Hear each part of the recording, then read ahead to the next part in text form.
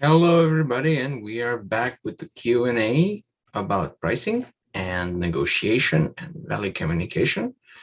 And we have 5 questions today to go through. So let's go. The first one is, when they ask me to meet them halfway, how can I politely say no? Let me tell you about politeness. It's a great thing, of course, but it can be weaponized, especially in negotiations. We all want to be polite, especially to customers. That's a professional thing to do. But tell me, what would happen if I politely, extremely politely, asked you to sell me your car for $1? Right? Would the only polite response to be to meet me halfway and sell your car for half its actual value? Of course not. Being rude is never okay.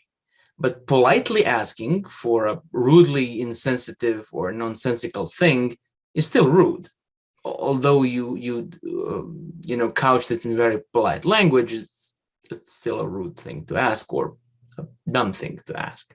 What clients are doing here, they're appealing to compromise. And compromise, of course, again, can work and often works in human negotiations, but not as the first thing that you try. It's usually a thing of last resort after some things have been clarified. So I got another example, maybe a silly one, but it would illustrate things. Let's say I wanted to go hiking in the heaviest boots I had, and somebody had the opinion that I would be it's going to be uncomfortably hot if I do that. That my feet are going to sweat, and then I'm going to catch cold or something. And if I tried to implement a compromise right away, that would mean something completely obviously silly, like wearing one boot on one leg and going barefoot on the other. So that would absolutely not work. So a better way would be to first discuss my need for stability and protection while I have my hike, versus their opinion on, the temperature outside, the humidity, and this and that. And once we establish that my position has much more merit and their additional idea could be dangerous, me going barefoot, right? I could establish such a thing fairly easily. And I could end up wearing heavy autumn shoes instead of the heaviest boots I own, which is a kind of a compromise, but a constructive one, made from first thinking about the problem, developing its merits, showing the reasons behind it, if you like, and then at the very end, making a small compromise toward a solution that both sides think is sensible. But meeting them in the middle for their, as a first response is usually disruptive. And I think that at least the example with the car also shows it, right? That's not a good response. So compromise, yes, but not as a first thing that you try. Let me directly answer the question. When they politely ask you to meet them halfway, politely point out that they would have not sought your advice if they thought they knew as much as you do on the subject matter. And since they're talking to you, obviously, we both agree that you know more about this, right? And they should probably trust you that the price they mentioned as the lower price, and now they want you to meet them in the middle, that price would necessitate completely unprofessional levels of compromise in both in pricing and in execution to be sensible at all. Therefore, that's not how pricing expert services works. And you can't compromise like that. You can also tell them a story about a client or even a colleague who caved at such a request, at such pressure, and the consequences it had for both your colleague and the client. So maybe that will work better than you saying, I have the authority here. If you're uncomfortable with that, or it seems inappropriate, you can also always tell them a story and hope that they will catch your drift. But I don't think it would be impolite to decline to compromise, because that kind of compromise is not sensible. Okay, next one.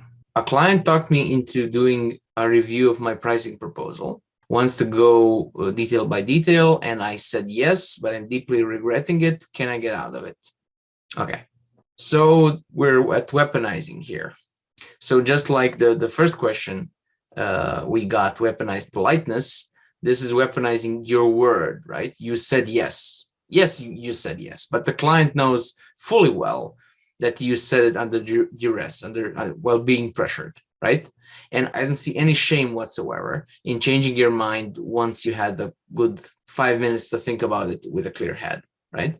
How do you get out of it? By basically saying you changed your mind, and you have every right to. This is not, it's a professional relationship. You have to protect your own interests, and that's completely okay.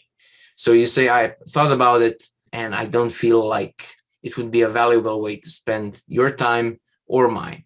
So you know that I'm a professional, you know that my proposal is, custom and then made for your need, and, such a way that you would not need to worry about anything, because you heard, or depending on if it's a new customer or old, how I work. So the question is simply on that proposal, do you trust me on these matters, or you don't? Because if you do, let's work based on the proposal I gave you. If you don't, I'll be glad to help you to find someone you can feel that you can trust. But I'm not going to waste time teaching you how to make a proposal in my craft, because that would be absolute waste of my time and yours. A good client wants insight into the breakdown of my costs, but I'm reluctant to share it. Should I? This is a very similar question. And let me use my most sarcastic voice and say, sure, right? Like a recent Twitter meme said, yeah, here's the breakdown. The cost to do the job is $2,000. The cost of not doing the job is $0. That's my breakdown. It's my firm belief that your clients have no business knowing your costs, or indeed your pricing formula. Why? Because they're only asking, right? Oh, well, don't be offended. I'm only asking. They're only asking to use it against you, because what? They're not using it so they can say, oh, you poor thing, then we should probably I should probably pay you more, right? That never happens.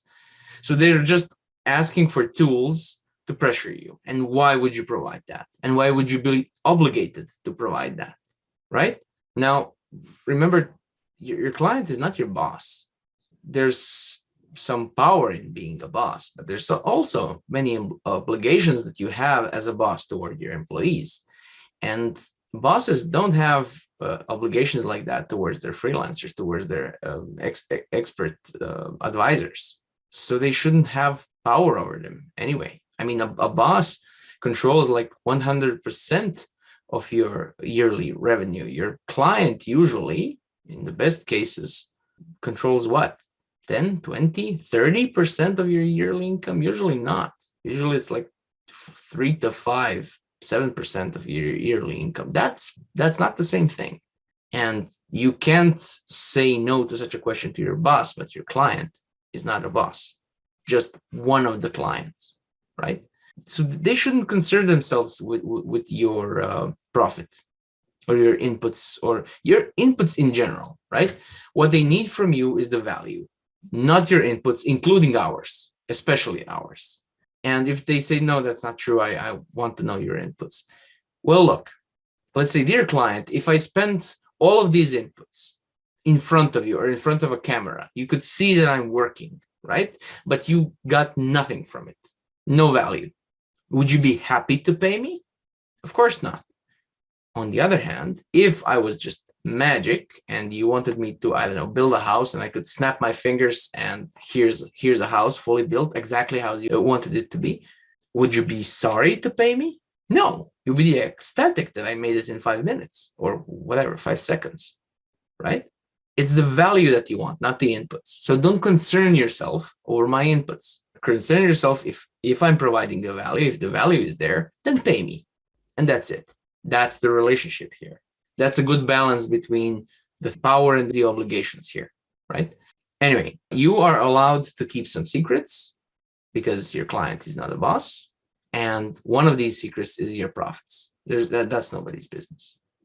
Okay, so this is a follow-up. I'm reluctant to share it, so share the cost, because I live in a lower cost economy country, and he could think my prices are high.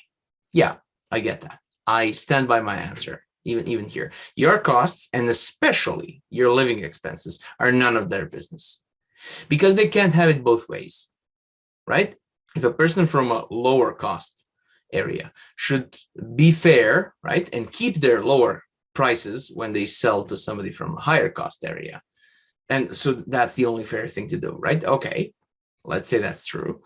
Should then a client from a high paying area, already paying low costs to somebody living somewhere where living is cheap, should they be, happy to be fair and start paying a substantially higher price when their freelancer moves to a very expensive part of the world and now her costs are multiplied? Would they be happy to pay much more? Of course not. Of course they wouldn't be happy. They would say, well, yeah, I get it. You moved to, I don't know, Zurich, and your costs are high, but your costs are none of my concern, none of my business. And I really do agree with that. Your costs are none of their business. I agree with that statement. It still applies in other situations as well, right? So whatever the situation is, I feel they have no right to ask for your cost breakdown. And if they decide to take that right and to be unpolite and ask for it anyway, you can deflect them with a joke, something like, a magician never reveals his tricks. Haha, something. Let's talk about something else. There is no shame in drawing professional boundaries and keeping to them. And I think this is one of them. If you're afraid you're going to lose the client if you do that, be sure that the intentions behind their question are not really good for you, right? They didn't ask you that to help you. They ask you that to try to pressure you. So keep that in mind. If you said yes, you would just end up losing time to provide them the ammunition to pressure you to lower your price. And if that's their intention and you lose that client, you dodge the bullet and be happy you did. So if you don't have to, if you're not going to be able to pay your bills, well, that's not a negotiation. That's a hostage situation. And yeah, those happen. So do what you must. But if you can negotiate, that's not something that you should say yes to. And the last one for today. The client asked for a test. I took it, passed, and then saw the rates were horribly low. How soon should I talk about money? Okay. I would say it's necessary to talk about money before any other commitments. Otherwise, you're basically putting pressure on yourself to make a deal, since you already invested time, if nothing else, right, into the relationship. It's how they say, if I owe you money, that's my problem. If I owe you a lot of money, that becomes your problem as well, at least. In the beginning, you didn't invest a lot of time in this, let's say, sales process. So the more you give into it, the more energy, the more commitment you commit to it, the more and more pressure you put on yourself to actually validate that effort and validate that time and make the deal. So you definitely don't want to do that if you have no idea if this client can even afford or wants to pay as much as they should. So you should make that clear before making any commitments that you would not be comfortable just shrugging off. If it's, half an hour of effort, you could spend that half an hour doing something that you actually like or you're going to be paid for. So at least know what you're in for, ask for their rates before you say yes to any commitment, right? I know it's uncomfortable to talk about money, but it's uncomfortable to floss. So you should still do it, right? People tend to come at it like, if I talk long enough, they may see the value and just say yes to whatever price I give them. And that's as realistic as saying, well, if I keep playing roulette for long enough, I'll at least get my money back. It's not going to happen. Talk about price, although it's not a comfortable thing to say. before making any commitments, or you'll end up putting pressure on yourself to make a bad deal. And that is really unadvisable. Okay, thank you for your questions. Thank you for paying attention. Thank you for going through this. I'm nearing about the 200 question answered in this way, and that is awesome. So see you next week. Bye.